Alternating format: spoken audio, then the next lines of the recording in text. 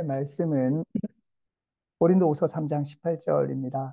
신약성경 289페이지입니다. 고린도후서 3장 18절 말씀입니다. 신약성경 289페이지입니다. 우리 한 목소리로 같이 말씀을 봉독하도록 하겠습니다. 같이 읽겠습니다. 시작.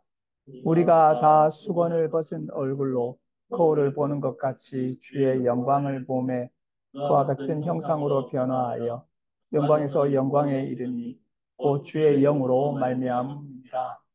아멘. 오늘은 고린도후서 3장 18절 말씀으로 얼굴이라고 하는 제목으로 함께 하나님의 말씀을 나누고자 합니다. 오늘 본문 말씀이 있지만 본문뿐만 아니라 성경 전체를 통해서 얼굴에 관해서 우리가 함께 말씀을 들어보려고 합니다. 이 사람에게 있어서 얼굴은 매우 중요합니다. 이 얼굴은 그냥 머리가 아니죠. 보통 닭에게는 머리라고 부르지 얼굴이라고 잘 하지 않습니다. 돼지도 머리라고 하지 돼지 얼굴 이런 말을 잘 쓰지 않습니다. 이 사람에게도 머리 부위는 있지만 사람의 머리 부분을 머리라고 부르기도 하지만 그보다는 얼굴이라고 하는 것을 더 많이 이야기를 합니다. 우리가 사람을 볼 때 얼굴을 보죠. 얼굴로 그 사람을 알아보고 그리고 이제 대화를 할 때도 얼굴을 보면서 대화를 하게 됩니다. 누굴 만났는데 내 얼굴을 안 보고 손만 보고 이야기를 한다든지 발만 보고 이야기를 하면 매우 이상하겠죠. 우리가 대화를 할 때는 얼굴을 보고 대화를 합니다. 그리고 강의를 하거나 설교를 할 때도 사람들은 얼굴을 봅니다. 이 얼굴을 보는 것이 매우 중요하다는 것입니다.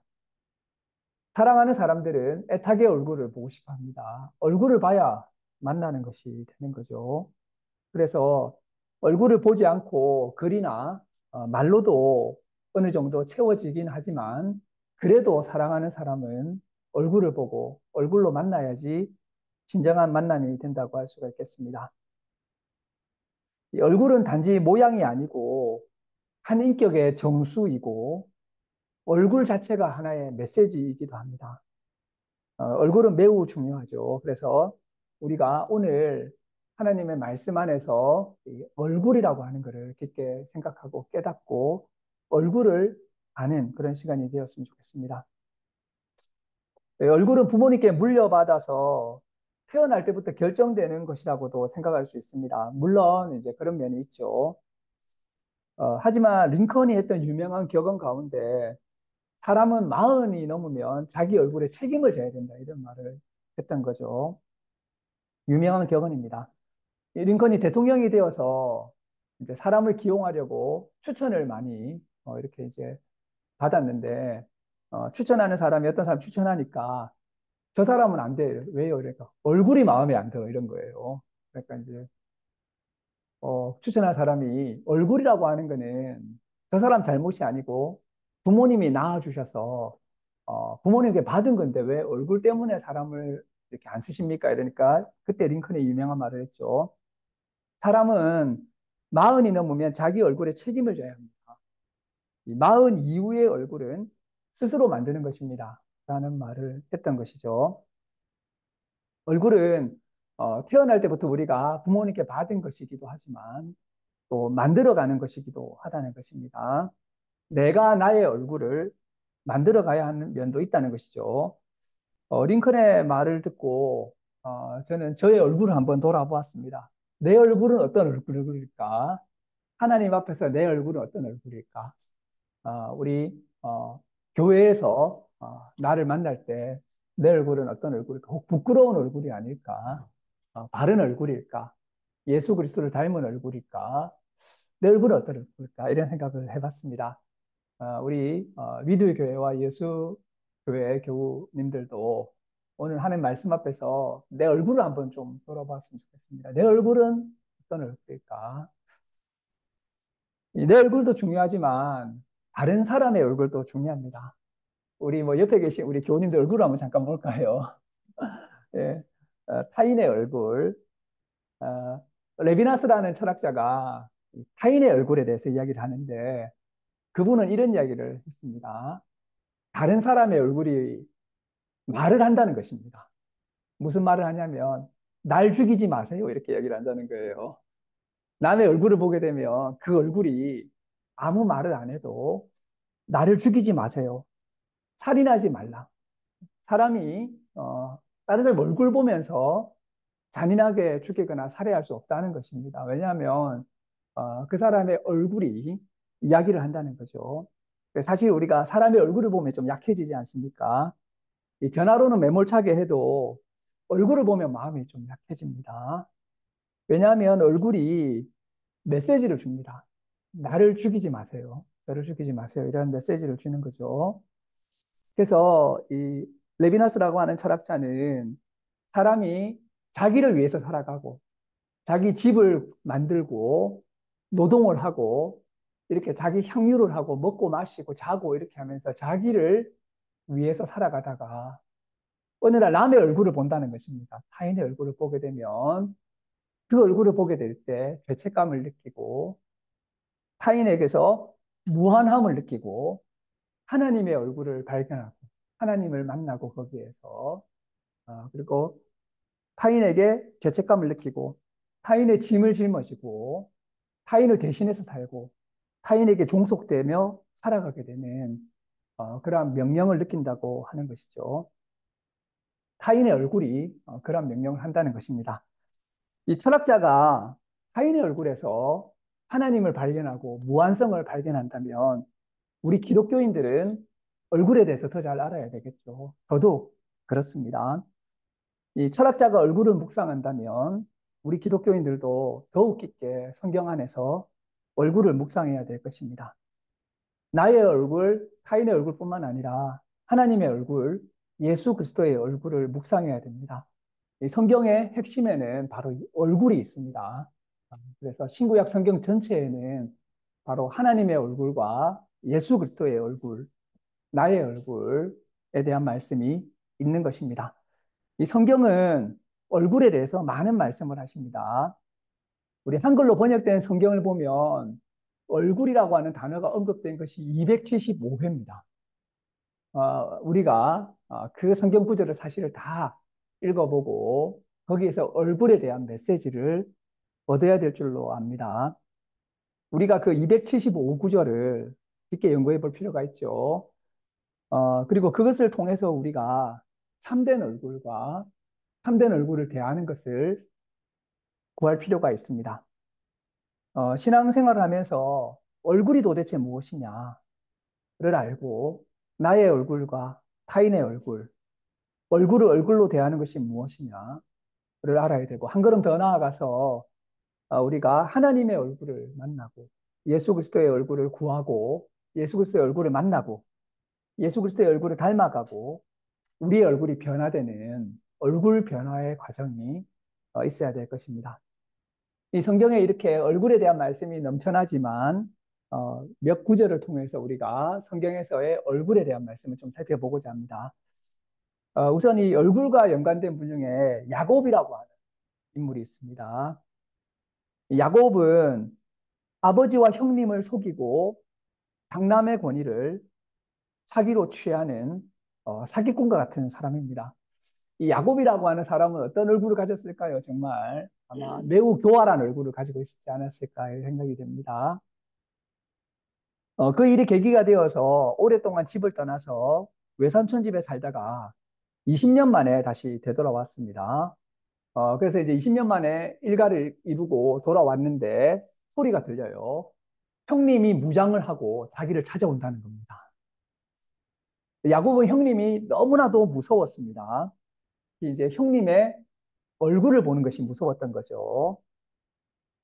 사람들은 갈등 관계, 긴장 관계에 있는 사람이 있거나 싫거나 미운 사람이 있으면 그 얼굴 보기를 싫어하고 무서워합니다.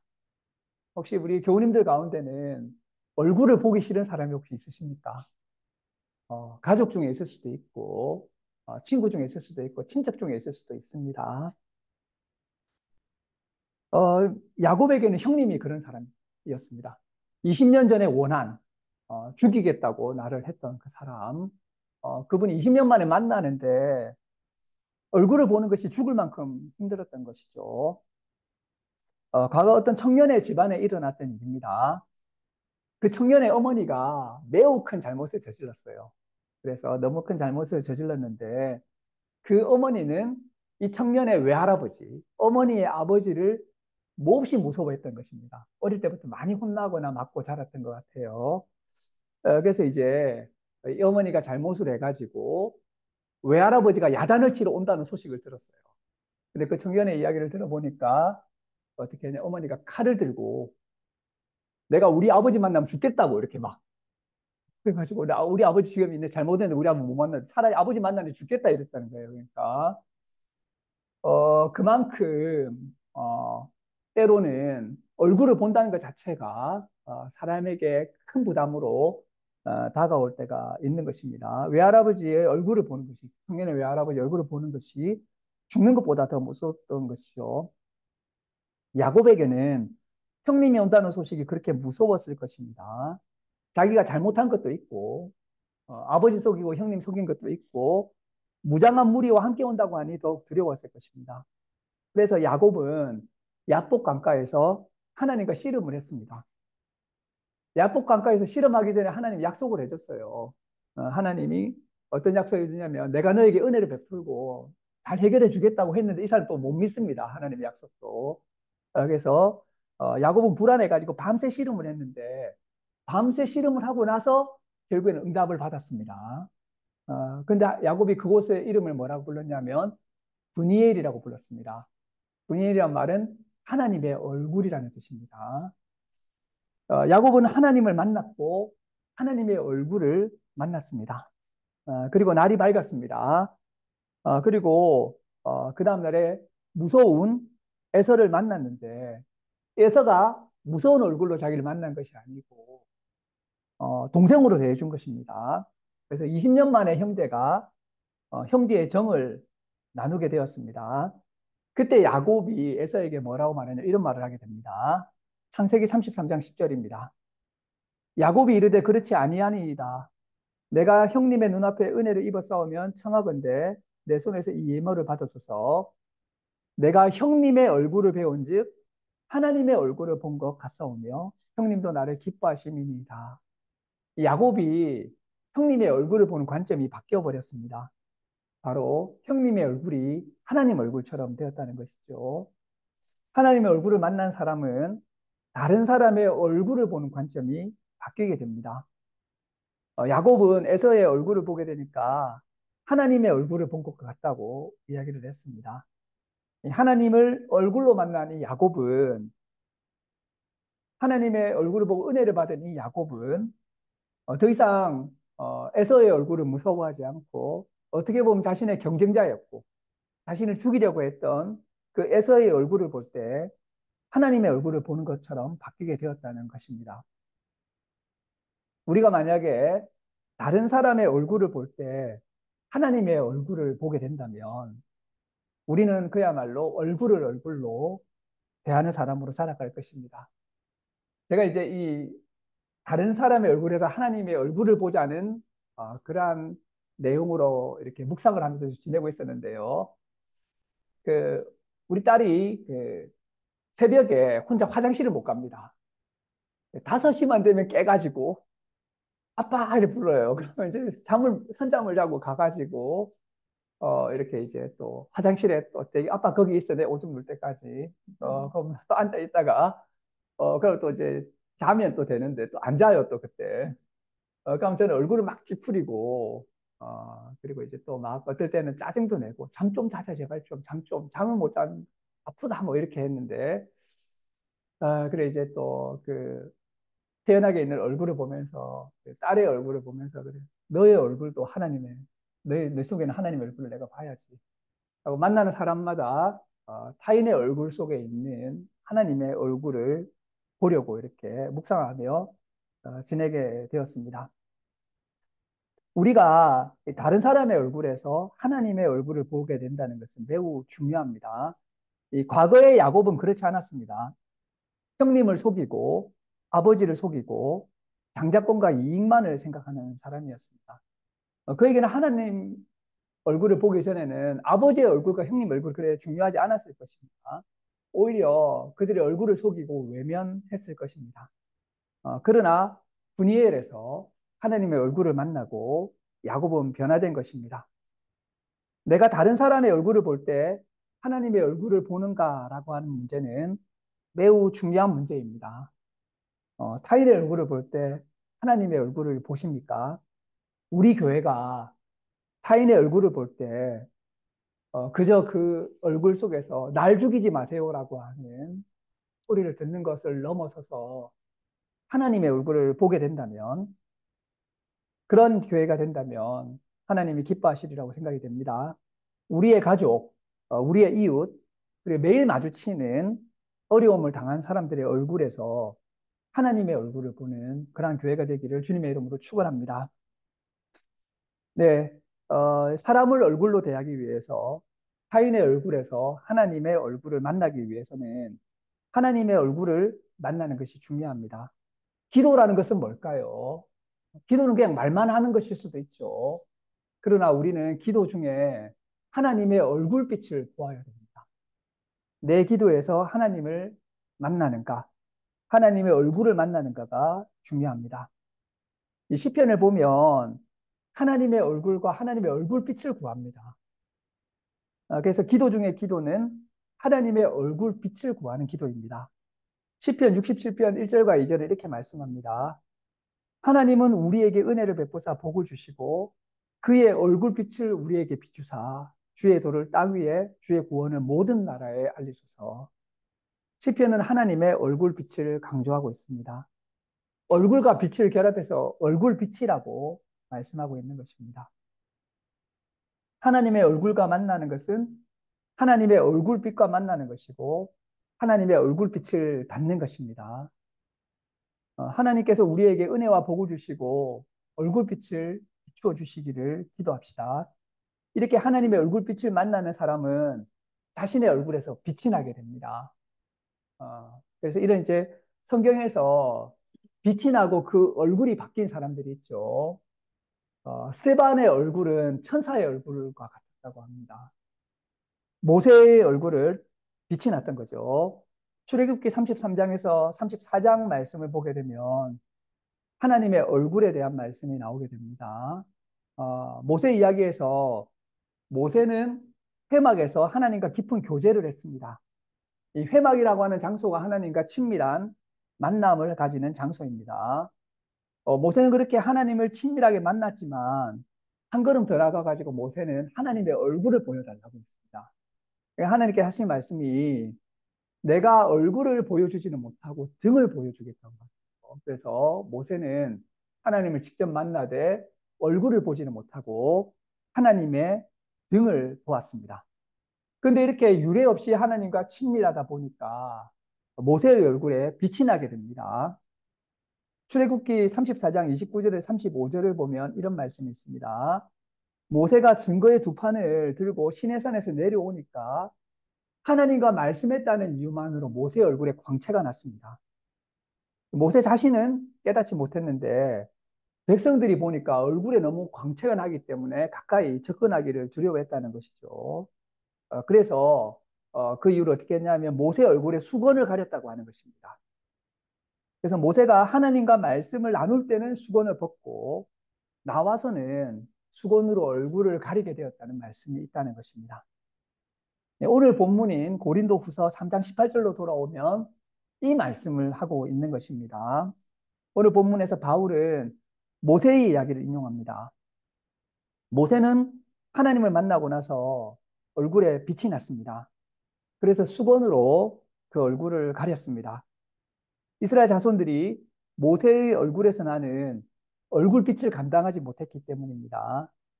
이 수건은 바울 당시 유대인들이 성경을 읽을 때 성경에 있는 예수님의 얼굴을 보지 못하게 막는 역할을 하는 그러한 것을 가리키는 말씀이었습니다. 성경의 문자에 얽매여서 참뜻을 발견하지 못했습니다. 오늘날 우리도 성경의 문자에 얽매여서 교리에 얽매여서 교회의 여러 활동에 얽매여서 예수 그리스도의 얼굴을 보지 못할 수가 있습니다. 바울이 강조하는 것은 성령을 받으면 수건이 벗겨진다는 것입니다. 성령은 자유의 영이기 때문에 그렇습니다. 그리고 수건을 벗은 얼굴로 그리스도의 맨 얼굴을 보게 된다고 말씀하고 있습니다. 우리가 성경을 읽는 것도 역시 예수 그리스도의 얼굴을 보고자 함입니다. 우리가 신앙생활하면서 성경도 많이 읽고 교회도 많이 다니고 설교도 많이 들었는데 그리스도의 얼굴을 보지 못하면 안 될 것입니다. 우리는 성경을 통해서 하나님의 얼굴과 그리스도의 얼굴을 만나야 할 것입니다. 그러나 수건이 가려서 막듯이 성경을 읽을 때 막힐 수가 있습니다. 성령을 통해서 우리가 그 수건이 벗겨져서 예수 그리스도의 얼굴을 볼 수 있어야 될 것입니다. 이런 일이 일어나게 됩니다. 우리 고린도후서 4장 6절을 함께 한 목소리 한번 읽어보도록 하겠습니다. 같이 읽겠습니다. 고린도후서 4장 6절입니다. 같이 읽겠습니다. 시작. 어두운데 빛이 비치리라 말씀하셨던 그 하나님께서 예수 그리스도의 얼굴에 있는 하나님의 영광을 아는 빛을 우리 마음에 비추셨느니라. 아멘. 이 말씀은 창세기 1장 3절을 바울이 해석해 준 것입니다. 태초에 하나님께서 천지 창조하실 때 빛이 있으라 하셨던 말씀이 진실로 무슨 뜻이냐? 그것은 바로 하나님께서 우리 마음의 어둠 가운데서 예수 그리스도의 얼굴에 있는 하나님의 영광을 아는 빛을 우리에게 비춰주시는 그 빛을 말한다고 말씀하셨던 것입니다. 말씀 속에서 빛이 생겨나듯이 그리스도의 얼굴빛이 비치게 됩니다. 우리가 그 영광을 알게 되는 것입니다. 신앙생활은 하나님의 얼굴을 보는 것입니다. 신앙생활은 예수 그리스도의 얼굴을 보는 것입니다. 우리 마음에 예수 그리스도의 얼굴에 있는 하나님의 영광을 아는 빛이 비치는 것입니다. 그렇게 예수님의 얼굴을 보게 되면 우리도 그분처럼 바뀌어서 우리의 형상이 그분의 형상으로 바뀌고 우리의 얼굴이 그분의 얼굴빛을 띠게 되고 영광에서 영광에 이르게 되는 경지에 이르게 됩니다. 이것이 영적으로 가장 깊은 경지에 이르게 되는 것입니다. 그래서 우리가 신앙생활을 오래 하게 되면 우리 얼굴이 바뀌게 되어야 되는 것이죠. 결론적으로 말씀드리고자 합니다. 우리 교회는 얼굴의 의미를 알고 묵상하는 교회가 됩시다. 올 한 해 우리는 우리의 얼굴을 돌아봅시다. 우리의 얼굴을 바꿉시다. 우리 교회는 타인의 얼굴을 얼굴로 대하는 교회가 됩시다. 타인의 얼굴에서 하나님을 만납시다. 매일매일 타인의 얼굴에서 하나님을 만나고 하나님의 메시지를 대하고 그를 하나님처럼 대합시다. 예수님의 얼굴을 또 어디서 우리가 만나게 됩니까? 바로 이런 이웃의 얼굴에서 만나게 되는 것이 아니겠습니까? 가난하고 힘들고 어려운 사람들의 얼굴에서 예수 그리스도의 얼굴을 만납시다. 그렇게 얼굴을 보면서 살아가고 또한 하나님의 얼굴빛을 기도하면서 그 얼굴빛을 받고 성경 말씀 가운데서 예수 그리스도의 얼굴을 만나서 우리의 얼굴이 변화되어야 할 것입니다. 그렇게 얼굴이 변화되고 변화된 위드의 교회와 예수 교회가 되기를 주님의 이름으로 축원합니다. 예, 기도하시겠습니다. 하나님 감사합니다. 오늘 또한 저희가 예배로 모였습니다.